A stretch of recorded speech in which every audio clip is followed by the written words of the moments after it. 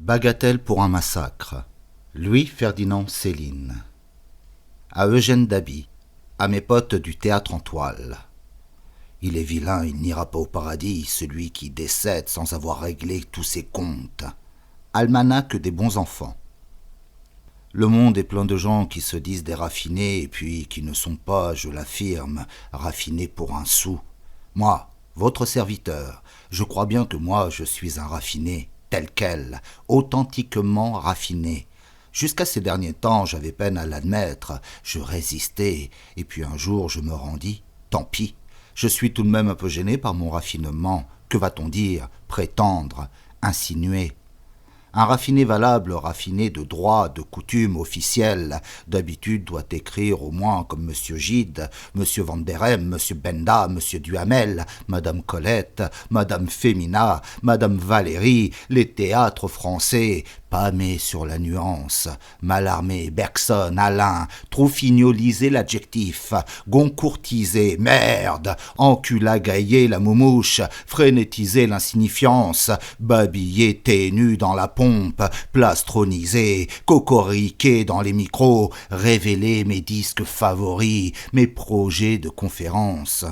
Je pourrais bien devenir aussi, moi, un styliste véritable, un académique pertinent. C'est une affaire de travail, une application de mois, peut-être d'années. On arrive à tout. Comme dit le proverbe espagnol, beaucoup de vaseline, encore plus de patience. Éléphant en cugule fourmi. Mais je suis quand même trop vieux, trop avancé, trop salope sur la route maudite du raffinement spontané, après une dure carrière de dur dans les durs, pour rebrousser maintenant chemin, et puis venir me présenter à l'agrégation des dentelles. Impossible, le drame est là. Comment je fus saisi, étranglé des mois par mon propre raffinement. Voici les faits, les circonstances.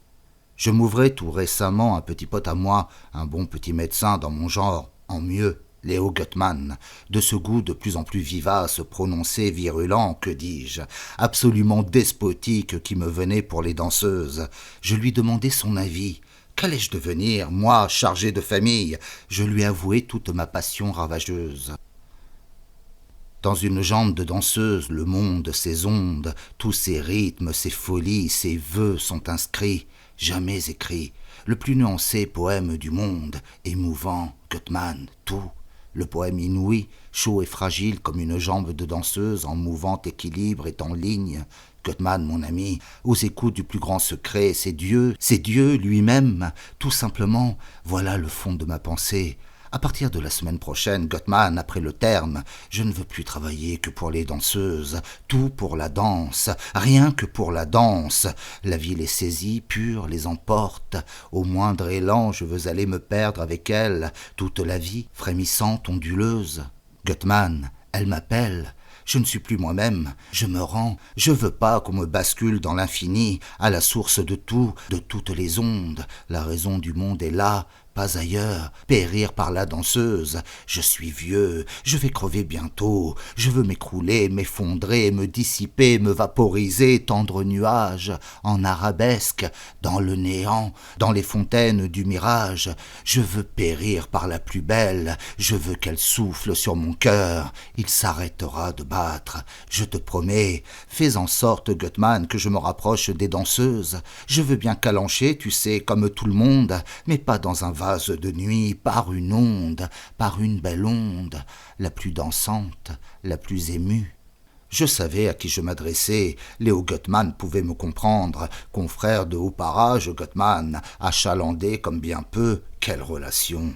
Frayant dans tout le haut Paris, subtil, cavaleur, optimiste, insinuant, savant, fin comme l'ambre, connaissant plus de métrite, de vérole, de baronne par le menu, de bismuté, d'acidosique, d'assassinat bien mondain, d'agonie truquée, de faux seins, d'ulcères douteux, de glandes inouïes, que 20 notaires, 5 Lacassagne, 18 commissaires de police, 15 confesseurs. Au surplus, et par lui-même, du cul comme 36 flics, ce qui ne gâte rien et facilite énormément toute la compréhension des choses. Ah, qu'il me réplique, Ferdinand, te voilà un nouveau vice.